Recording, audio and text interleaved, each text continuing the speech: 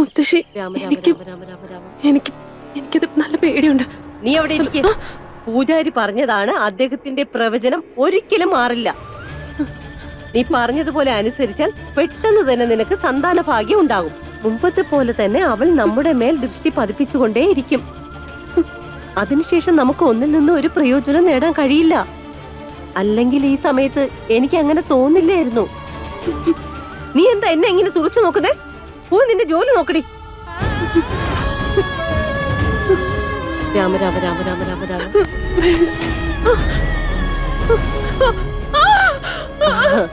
രാമ രാമ രാമ രാമ രാമ.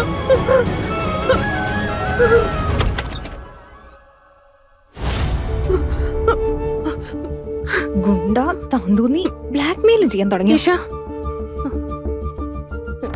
ഈ മുറിവ് എങ്ങനെ സംഭവിച്ചു? ചേട്ടത്തി, അത് കാർ ആക്സിഡന്റ് ആയി. എല്ലാ ഗുണ്ട കാരണോ? ചേട്ടത്തി, എനിക്ക് ആ ഗുണ്ടയെ കൂടെ കൊണ്ട് നടക്കാൻ വയ്യ. മുഴുവൻ ദിവസം എന്റെ കൂടെ തന്നെ നിക്കാ. ക്ലാസ്സിൽ പോയാ, ക്യാൻറ്റീനിൽ പോയാ, വാഷ്റൂമിൽ പോയാ പോലും അവിടെ തന്നെ നിക്കുവാ. ചേട്ടത്തി, ചേട്ടനോട് ഒന്നും പറയാവോ? അച്ഛനോട് സംസാരിക്കാൻ. ഞാൻ സംസാരിക്കാം. ഒരു കാര്യമില്ല ചേട്ടത്തി. ചേച്ചിക്ക് അറിയാവുന്നതല്ലേ ഈ വീട്ടിൽ അച്ഛന്റെ തീരുമാനത്തിനെതിരായി ആർക്കും ഒന്നും പറയാൻ പറ്റില്ലെന്ന്. നമ്മൾ എന്ത് ചെയ്യാനാ? ഇവിടെ അതേ നടക്കൂ. അച്ഛൻ തീരുമാനിക്കുന്നത് മാത്രം. വിഷയം ഫീസിന്റെ അല്ല മനോഹർജി. ഞാൻ ആപ്ലിക്കേഷൻ ഇട്ടു. വകുപ്പ് വേറെയാണ്. നമുക്ക് 2 ദൃക്സാക്ഷികളോട് വേണ്ടി വരും. ഞാൻ ആപ്ലിക്കേഷൻ ഇട്ടിട്ടുണ്ട്, എന്നാലും നമുക്ക് ബെയിൽ കിട്ടാൻ വളരെ ബുദ്ധിമുട്ടാണ്. ശരി, നിങ്ങളൊരു കാര്യം ചെയ്യൂ. രാവിലെ 10 മണിക്ക് കോടതിയിലേക്ക് വരൂ. ഞാനൊന്ന് നോക്കട്ടെ എന്ത് ചെയ്യാൻ പറ്റുമെന്ന്. 354. അത് സെക്ഷൻ 354 നോൺ വെയിലബിൾ ആയിട്ടുള്ള ഒഫൻസ് അല്ലേ? ഈ സെക്ഷന് മെഡിക്കൽ ഗ്രൗണ്ട്സിലല്ലേ കോടതി ബെയിൽ അനുവദിക്കത്തുള്ളൂ. ആപ്ലിക്കേഷൻ കൊടുക്കുമ്പോൾ തന്നെ എന്തെങ്കിലും വലിയ ഹോസ്പിറ്റലിന്റെ ഡോക്ടർ സർട്ടിഫിക്കറ്റ് അറ്റാച്ച് ചെയ്യേണ്ടി വരും. ആഹാ, ബ്രില്യന്റ്. ദാ ഇത് നന്നേക്ക്. നീ എന്തിനാ നിൽക്കുന്നത്? ഇരിക്കെ, അവിടെ ഇരിക്കെ. ചേട്ടത്തി, ഫോൺ ഇവിടെ മറന്നു വെച്ചോ? ഞാനിത് എങ്ങനെയാ മറന്നത്? എന്റെ സ്വന്തം വീട്ടിൽ ഏറ്റവും നല്ലൊരു വക്കീലുണ്ടെന്ന് ഞാൻ എങ്ങനെ മറന്നു? ഗുലാബ് സിംഗിന്റെ മകൻ അനുരാഗ് സിംഗിന്റെ ഭാര്യ ഇത്രയും ഒരു ബ്രില്യന്റ് ആയിരുന്നോ? വിവാഹശേഷം ഭർത്താവിന്റെ വീട്ടുകാർ അവരുടെ പ്രാക്ടീസ് നിർത്തിവെച്ചു. ഇല്ലെങ്കിൽ നീയും അനുരാഗിനേക്കാൾ മുന്നിലെത്തിയേനെ. അതങ്ങനെയല്ല ഏട്ടാ. നീ എന്നെ കുറിച്ച് എന്താ വിചാരിച്ചിരിക്കണേ? നീ എല്ലാവരുടെയും മുന്നേ എന്നെ തരം നടത്താൻ നോക്കുന്നോ? ഒരു കാര്യം നീ മനസ്സിലാക്കിക്കോ. നിന്റെ ജോലി ഈ വീടിനൊരു അവകാശം തരിക എന്നതാണ്, അല്ലാതെ ഭർത്താവിന്റെ കാര്യത്തിൽ ഇടപെടാനുള്ളതല്ല. മനസ്സിലായോ? അങ്ങനെയൊന്നും അല്ല ഏട്ടാ. ഞാൻ നിങ്ങളെ സഹായിക്കാൻ നോക്കിയതാ. അല്ലാതെ. ചേട്ടത്തി,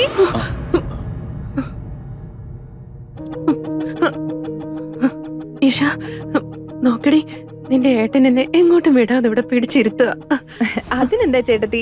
ആളുകൾ സന്തോഷം കൊണ്ട് തലയിൽ വെക്കുന്നു, പിന്നെ ആ ചേട്ടത്തി വേറെ കസേരയിലല്ലേ? ചേട്ടത്തി, ചേട്ടനോട് സംസാരിച്ചോ? ഇല്ല. എന്തിനെ കുറിച്ച്? ചേട്ടാ, അച്ഛനോട് സംസാരിച്ച് ഈ ഗുണ്ടയെ ഒന്ന് മാറ്റി തരാവോ പ്ലീസ്? ചേട്ടൻ തന്നെ ഒന്ന് ആലോചിച്ച് നോക്കിയേ. 24 മണിക്കൂറും ഇങ്ങനെ ഒരു ഗുണ്ട, അതും ചേട്ടന്റെ സഹോദരിയുടെ കൂടെ. ആ കാര്യത്തിൽ നീ ടെൻഷൻ ആവേണ്ട ഒരു കാര്യമില്ല. പിന്നെ അത് അച്ഛന്റെ വിശ്വാസത്തിലാണ്. അത് മാത്രമല്ല, മറ്റുള്ള ആൺകുട്ടികളെ പോലെ അല്ല അവൻ. അവനൊരു ബ്രഹ്മചാരിയാണ്, യഥാർത്ഥ ബ്രഹ്മചാരി.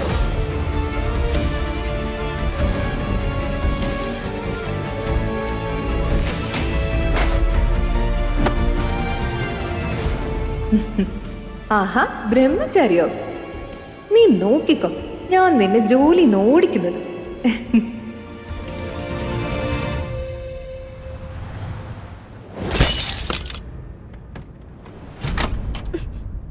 ബിന്ദു, എനിക്ക് നന്നായിട്ട് വിശക്കുന്നുണ്ട്. നീ പായസം വെച്ചില്ലേ? എടുത്തോട്ടോ. ഇല്ല, ഞാനത് അപ്പൊ തന്നെ എടുത്ത് പുറത്തോട്ട് കളഞ്ഞു. നീ നിന്റെ അച്ഛനോട് പോയി ചോദിക്ക്, അങ്ങേരുണ്ടാക്കി തരും പായസം. ഇനി നീ എന്തിനാ അച്ഛനെ ഇതിന്റെ ഇടയ്ക്ക് വലിച്ചടക്കുന്നേ? എനിക്കറിയാം, നീ അത് ഫ്രിഡ്ജിൽ വെച്ചിട്ടുണ്ട്. എടുത്തോട്ടോ. ഇവിടെ പായസം ഒന്നും ഇല്ലെന്ന് പറഞ്ഞില്ലേ? കുട്ടിക്കാലം മുതലേ എനിക്ക് നിന്നെ അറിയാം. നീ എന്ത് വിഷം ഉണ്ടാക്കിയാലും അത് നീ സൂരജിനെ ഉണ്ടാക്കുമെന്ന്. അതുകൊണ്ട് നീ കളിക്കാൻ ചെന്ന് എടുത്തിട്ട് ചെല. അതെ, കാശ് മുഴുവൻ ഇപ്രാവശ്യവും പാലിനും കറണ്ടിനും അടച്ചു തീർത്തു. ഇനി നിന്റെ സ്വർണ്ണം എന്തെങ്കിലും തന്നാലേ കാര്യങ്ങൾ നടക്കൂ. അതെ, സോറി കേട്ടോ. നീ എല്ലാ പ്രാവശ്യവും എന്താ ചെയ്യുന്നത്? ചേട്ടാ 5000 രൂപ കടം കിടക്കുന്നു. പാല് പോലും തരില്ല എന്ന് പറയുന്നു. എന്ത് ചെയ്യും? അതെ, നീ ഒന്ന് മനസ്സിലാക്ക്. കറണ്ടിന്റെ കാര്യം അങ്ങനെയല്ല. അവരൊക്കെ സർക്കാർ ജോലിക്കാരാണ്. കറണ്ടിന് പൈസ അടച്ചില്ലേ അവരൊന്ന് മീറ്റർ എടുത്തുള്ളൂ. എന്ത് ചെയ്യുന്നു ഒരു പിടിയും കിട്ടുന്നില്ല. സൂരജ്, നിങ്ങൾ ഒന്നുകൊണ്ട് വിഷമിക്കേണ്ട. പാൽക്കാരന്റെ കാശും പിന്നെ കറണ്ട് ബില്ലും ഞാൻ തന്നെ അടച്ചോളാം. ഓക്കെ? അയ്യോ, വേണ്ട വേണ്ട വേണ്ട വേണ്ട. അമ്മാവൻ അറിഞ്ഞ ചായ പോലും വേണ്ടെന്ന് പറയും. വേണ്ട വേണ്ട.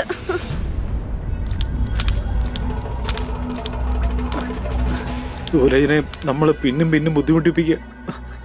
ഇത് 6000 രൂപയുണ്ട്. ഇത് വെച്ച് ബില്ലടയ്ക്ക്. അച്ഛൻ ചോദിക്കുകയാണെങ്കിൽ പറയരുത്, ഈ കാശ് ഞാൻ തന്നെയാണ്. ഓക്കെ? നിങ്ങൾ എന്തായി കാണിക്കുന്നത്? എല്ലാ പ്രാവശ്യവും അനിയന്റെ ഇങ്ങനെ മേടിക്കുന്നത് ശരിയായ കാര്യമില്ല. വേണ്ട വേണ്ട, ഇത് കൊടുത്തേക്ക്. ഇത് വെച്ചേക്ക്. ഞാനും നിങ്ങളുടെ അനിയനല്ലേ. അങ്ങനെയൊന്നും പറയല്ലേ. നമ്മുടെ സ്വന്തമല്ലേ, എന്റെ അനിയനല്ലേ. അതെ, സ്വന്തം കരുതി മനസ്സോടെ ഈ പൈസ വാങ്ങിക്കുന്നത്. ഇദ്ദേഹത്തിനൊരു നല്ല വരുമാനം ഉണ്ടായിരുന്നെങ്കിൽ വീട്ടാവശ്യത്തിന് ഒരു സഹായമെങ്കിലും ആവും. ഇപ്പൊ തന്നെ വീട്ടിൽ നല്ല ബുദ്ധിമുട്ടാ.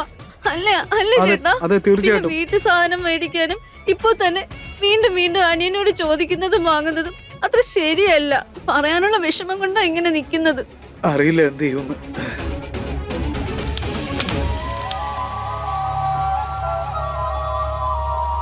നീ എന്തായി ചെയ്യുന്ന സൂരജ്? സ്വന്തമായിട്ട് സമ്പാദിച്ച കാശ്. പിന്നെന്താ, വാ പോവാ. സന്തോഷമായോ?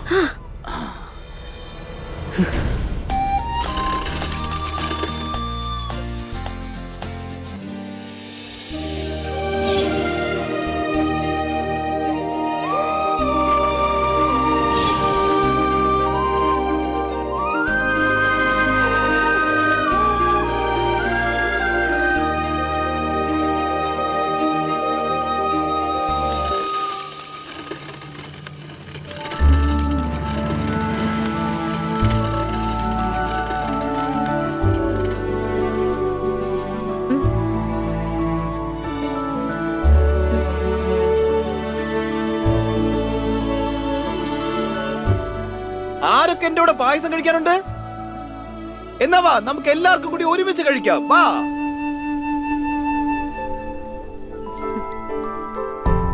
ഇന്നും അവൻ എന്നെ ഒഴിവാക്കി ജാനകിയമ്മ. പക്ഷെ ഒരു ദിവസം ഉണ്ടല്ലോ, അവനെ ഞാൻ എന്റെ അടുത്തിരുത്തി ഞാൻ ഉണ്ടാക്കിയ ഭക്ഷണം അവനെ കൊണ്ട് കഴിപ്പിക്കും. നോക്കിക്കോ, ബ്രഹ്മചാരി പേരും പറഞ്ഞ് ഇവൻ എത്ര നാൾ എന്നിൽ നിന്ന് ഒളിച്ചോടുന്നു. നീ ഇങ്ങനെ തന്നെ നിന്റെ പ്രണയത്തിന് വിശ്വസിക്ക. ആ പ്രണയത്തിന് ഭയങ്കര ശക്തിയാ മോളെ. വലിയ വലിയ കല്ലുകൾ പോലും ഉരുകി പോകുന്നു. ഇവൻ ചെറിയൊരു മനുഷ്യനല്ലേ, അത്ര തന്നെ. ആ ദൈവത്തിന്റെ അനുഗ്രഹം കൊണ്ട് നിങ്ങൾക്ക് എത്രയും പെട്ടെന്ന് ഒരുമിച്ച് ജീവിക്കാനുള്ള ഭാഗ്യം കിട്ടട്ടെ. പക്ഷെ ഞാൻ ഒരു കാര്യം പറഞ്ഞേക്കാം ആന്റി, അവൻ അഥവാ സമ്മതിച്ചില്ലെങ്കിൽ ഞാൻ അവനെ ബലം പ്രയോഗിച്ചുകൊണ്ട് പോയി അവനെ കൊണ്ട് താലിയും കെട്ടിച്ച് നിങ്ങളുടെ മുന്നിൽ വന്ന് നിൽക്കും. വാ, എന്നാൽ ഞാനായിരിക്കും ലോകത്തിലെ ആദ്യത്തെ ഇങ്ങനെ ഒരു അമ്മായിയമ്മ. മരുമകൾ ഒളിച്ചോടി വിവാഹം കഴിക്കുന്നതിന്റെ പേരിൽ സന്തോഷിക്കുന്നത്. ശരി ശരി, ഇതിന് സന്തോഷത്തില്ലേ, നമുക്കൊരു ഐസ്ക്രീം കഴിക്കാം. ഒരെണ്ണം കൂടെ തന്നെ, പെട്ടെന്ന് പെട്ടെന്ന്.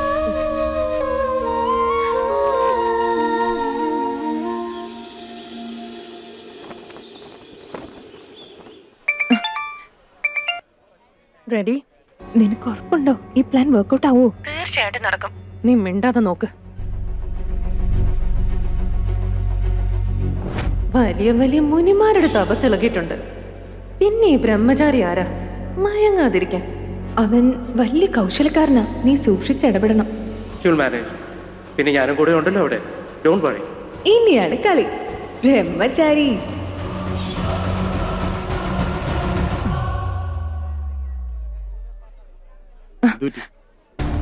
നീ ഇവിടെ നിക്ക്, ഞാനിപ്പോ വരാം. അല്ല, നിങ്ങൾ എങ്ങോട്ട് പോവാ? എവിടെയാണോ ആളുകൾ ഒറ്റയ്ക്ക് പോകുന്നത് അവിടേക്ക്. മുകളിലേക്ക് പോകുന്ന കാര്യമില്ല, വാഷ്റൂം പോകുന്ന കാര്യം. എങ്കിൽ ഞാൻ പോട്ടെ.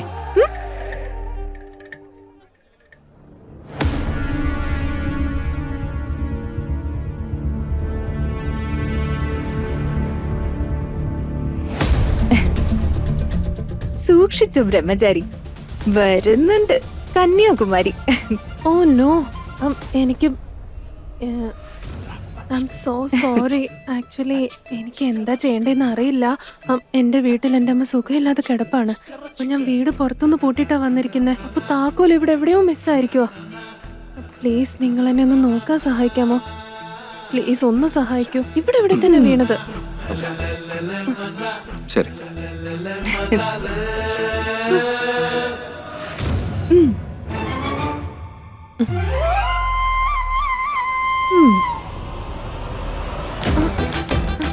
ഒരു പക്ഷേ അവിടെയാണെങ്കിലോ? നമ്മുടെ പ്ലാൻ എല്ലാം നന്നായി വർക്ക്ഔട്ട് ആവുന്നു.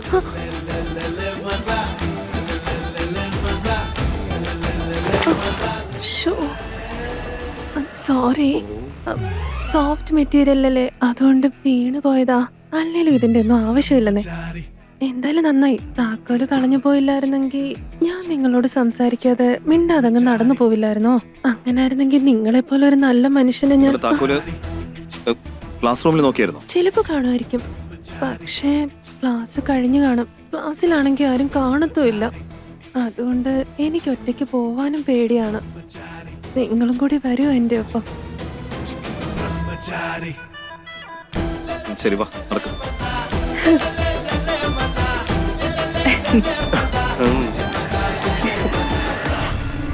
എനിക്ക് തീർച്ചയായും അറിയായിരുന്നു ഇവനൊരു കള്ള ബ്രഹ്മചാരിയാണ്. നീ എന്നെ വെല്ലുവിളിക്കുന്നേ? ഇപ്പൊ നോക്കിക്കോ, ഞാനിത് അച്ഛന് മാത്രല്ല കാണിക്കാൻ പോകുന്നേ, മൊത്തം സോഷ്യൽ മീഡിയയിലിട്ട് നിന്നെ നാണം കെടുത്തും.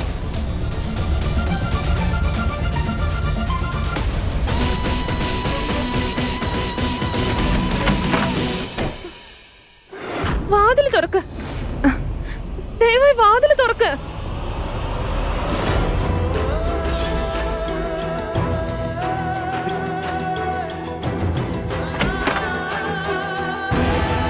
അടുത്ത തവണ നിന്റെ ബുദ്ധിയിൽ ഉദിച്ചതുപോലെ ഏതെങ്കിലും പെണ്ണിനെ കൊണ്ട് എന്റെ അടുത്തേക്ക് എങ്ങാനും വന്നാൽ അമ്മയെ കാണുന്ന പവിത്രതയിലാണ് ഞാൻ സ്ത്രീകളെ കാണുന്നത്. നിന്റെ കണ്ണിൽ ഞാൻ ആരോ ആവട്ടെ, പക്ഷെ ഞാൻ ആരാണെന്ന് എനിക്ക് നന്നായിട്ടറിയാം. എന്റെ ബ്രഹ്മചര്യമാണ് എന്റെ തിരിച്ചറിവും എന്റെ ഗുരുത്വവും. ഇനി നീ ഇത്തരം കുബുദ്ധിയുമായി എന്റെ അടുത്തേക്ക് വരരുത്.